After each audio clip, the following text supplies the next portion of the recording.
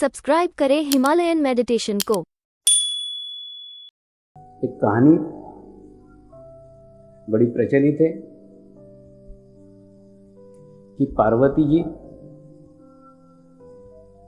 नहाने गई थी और गणेश जी उसकी सुरक्षा के लिए पहरेदारी करते हुए द्वारपाल के रूप में बैठे हुए थे। ये कहानी नहीं है, ये कहानी सांकेतिक है। ये कहानी आपके शरीर की अवस्था को बताने का एक संकेत मात्र है।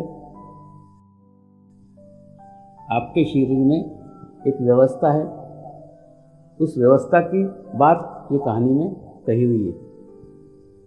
मैंने कल आपको बताया एक परमात्मा की शक्ति आपके तालु भाग से, आपके मध्य नाड़ी से होते हुए नीचे जाकर त्रिकोणाकार रास्ते में स्थित हो जाती है, ठहर जाती है। उसके नीचे मूलाधार चक्र है, जिसको आधार चक्र भी कहते हैं। वहां पे गणेश तत्व का वास होता है। गणेश तत्व यानी पवित्रता। पवित्र व्यक्ति आपके जीवन में आए बगैर उस स्थान से कुंडलिनी तक पहुंचा ही नहीं जा सकता है। वहां वो गणेश तत्व पहरेदारी कर रहा है, गणेश तत्व वहां पे रखवाली कर रहा है। कोई भी गलत व्यक्ति, कोई भी गलत गुरु कुंडलिनी का उत्थान कर ही नहीं सकता। सर्वप्रथम पवित्रता आवश्यक है। अगर पवित्रता नहीं है तो कुछ आगे कार्य हो ही नहीं सकता। इसलिए गणेश तत्व यानी अबोधिता, गणेश तत्व यानी इनोसेंस, एक छोटे से बच्चे के समान आपको बनना होगा। अगर आपको परमात्मा की अनुभूति करना है तो आपको छोटा बच्चा बनना पड़ेगा। परमात्मा ने जब आपको पैदा किया तब आप जिस अवस्था में थे उस अवस्था तक आपको पहुंचने का है। परमात्मा ने आपको जैसा बनाया है वो मूल स्वरूप में आप आए बिना आपकी प्रगति संभव ही नहीं है। आपको उस मूल स्वरूप में आना होगा। मूल स्वरूप में आना होगा यानी आप जन्म लेने के बाद आपके साथ नाम जोड़ा गया है,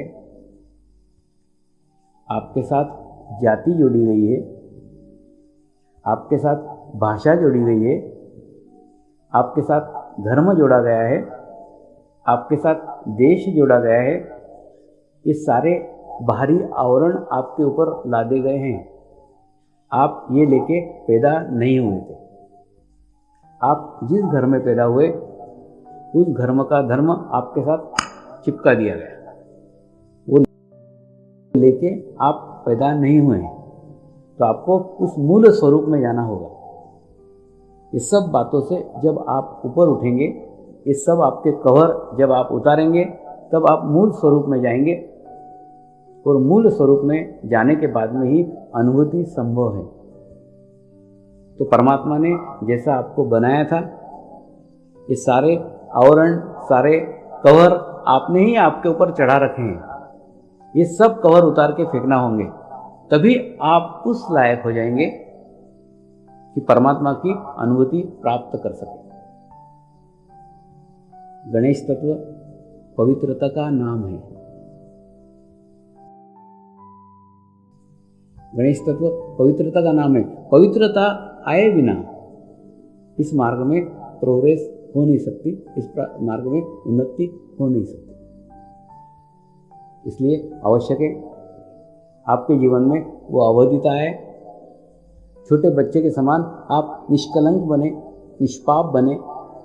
इन सब बातों से दूर रह के आप अपने आप को शुद्ध बच्चा समझिए, छोटा बच्चा समझिए, तो ही प्रोग्रेस संभव है, प्रगति संभव है। पवित्रता होने के बाद हमारा चित्त की शुद्धि होती है। हमारा चित्त दो जगह बहुत नाश होता है। प्रथम, हमारा खाने में अत्यधिक चित्त होता है। हमको इसी प्रकार का खाना चाहिए, इसी यही चाहिए। जितना आप अटेंशन उसमें डालते जाएंगे उतना ही आपका चित्त धीरे धीरे कमजोर होना शुरू हो जाएगा, वीक होना शुरू हो जाएगा। दूसरा, स्त्रियों को देख करके अगर आपके मन में गंदे गंदे विचार आ रहे हैं, आपके मन में बुरे बुरे विचार आ रहे हैं, तो समझ लीजिए आपका मूलाधार चक्र ही पकड़ा हुआ है। यानी कुंडलिनी शक्ति एक स्त्री शक्ति है। एक स्त्री शक्ति का उपासक स्त्री शक्ति की विटंबना अवहेलना करके चाहे कि वो स्त्री शक्ति को प्रसन्न कर ले, कभी संभव ही नहीं है। एक दफे एक चोर की कुंडलिनी जागृत हो जाएगी, आपकी नहीं हो सकती, क्योंकि चोर का नाभि चक्र पकड़ा हुआ है, आपका तो मूलाधार ही पकड़ा हुआ है। सबसे पहले स्त्री के अंदर एक कुंडलिनी शक्ति है, उस स्त्री का आदर करना सीखिए, रिस्पेक्ट करना सीखिए। प्रत्येक स्त्री के अंदर कुंडलिनी शक्ति वास करती रहती है, और उसके अंदर अगर आप उस दृष्टिकोण से देखेंगे तभी आपके अंदर वो अबोधिता आ पाएगी, वो इनोसेंस आ पाएगा। अन्यथा प्रगति संभव ही नहीं, यही सारा ब्लॉक हो जाएगा। इस मार्ग में कभी प्रोग्रेस नहीं हो सकती। इसलिए देखिए, जैसे एखादे बचपन में एखादे बच्चे को अनार का बोला तो जीवन भर अनार का ही याद रखेगा, क्योंकि उसने को अनार के रूप में लिया हुआ है। ठीक उसी से मेरे मन में स्त्री के प्रति सिर्फ माँ की भावना है। कुंडलिनी माँ के रूप में प्रत्येक स्त्री को देखता हूँ और उसी रिस्पेक्ट करता हूँ, वही आदर करता हूँ, और वही आदर के कारण उसके अंदर की कुंडलिनी शक्ति क्रियान्वित हो जाती है। देखिए, मानना आत्मा का भाव है, आप जैसा मानेंगे वैसा निर्माण होगा। एक पत्थर को भी अगर आप गणेश जी करके उसकी पूजा करोगे, उसमें गणेश तत्व निर्माण हो जाएगा। ठीक उसी प्रकार से जब स्त्री को देख के एक कुंडलिनी माँ के स्वरूप में अगर आप देखते हैं तो उसके अंदर कुंडलिनी माँ जागृत हो जाएगी, और जागृत होने के बाद में सारा कार्य वही कार्य करेगी। एक 3-4 साल में इतने देशों में ये कार्य फैलने का यही रहस्य है कि प्रत्येक स्त्री को मैंने कुंडलिनी के रूप में देखा है, और कुंडलिनी माँ के समान उसका आदर करता हूँ, उसका रिस्पेक्ट करता हूँ। एक एक स्त्री ने अफाट कार्य किया है।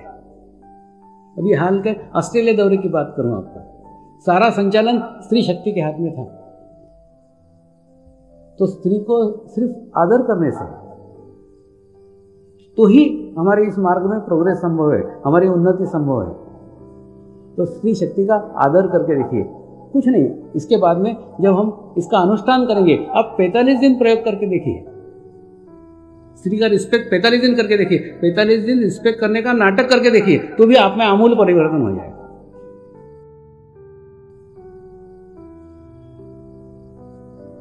क्योंकि एक मातृत्व की शक्ति स्त्री के अंदर ही है।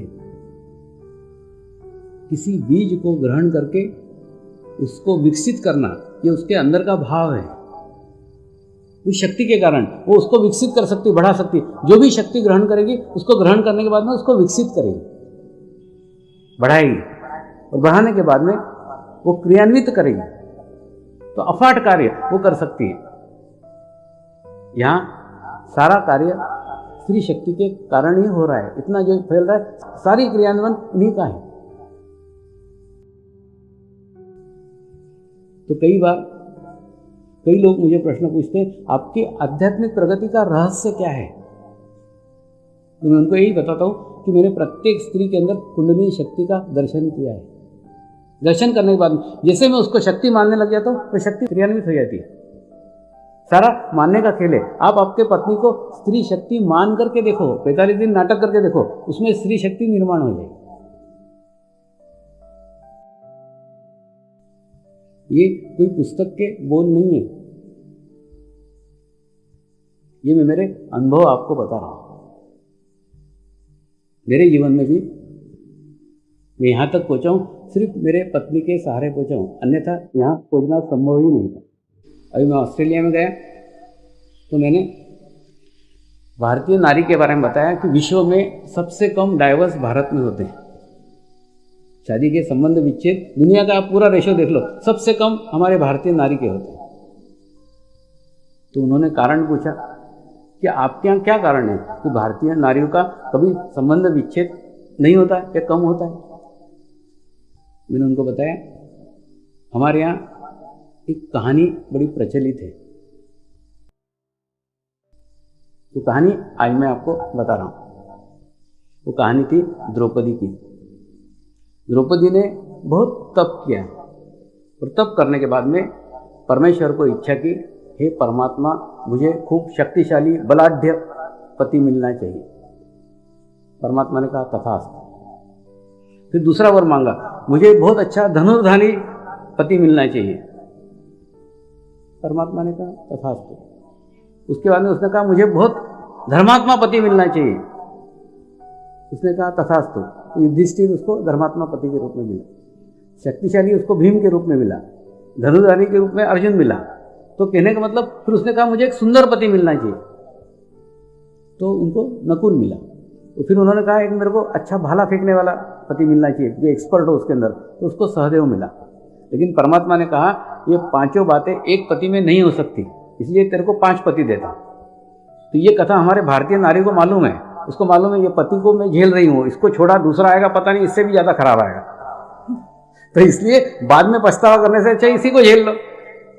इसलिए हमारे यहाँ की नारियां कोई पति नहीं छोड़ती। तो बोले हाँ ये कहानी हमारे यहाँ बताने की तरीके है। तो ये कहानी उनको भी बहुत अच्छी लगी, बोले हाँ ये बात सही है। तो कई पत्नियां वहाँ पति छोड़ने का विचार कर रही थी, उनको इससे प्रेरणा मिली कि हो सकता है बाद में जाके ऐसा लगे कि पहले वाला ही ठीक था। तो ऐसी नौबत यहाँ नहीं आती, इसलिए पत्नियां विचार नहीं करती ऐसा। देखिए क्या रहता है, सब चीजें एक जगह मिलना संभव ही नहीं है। आप अपने आप को सुधार लो, दूसरा स्वयं सुधर जाएगा। दूसरे को सुधारने की कोशिश में हम अपने आप को खराब कर लेते हैं। इसलिए अपने आप को संतुलित रखो, अपने आप को बैलेंस रखो, दूसरा ऑटोमेटिक सुधर जाएगा।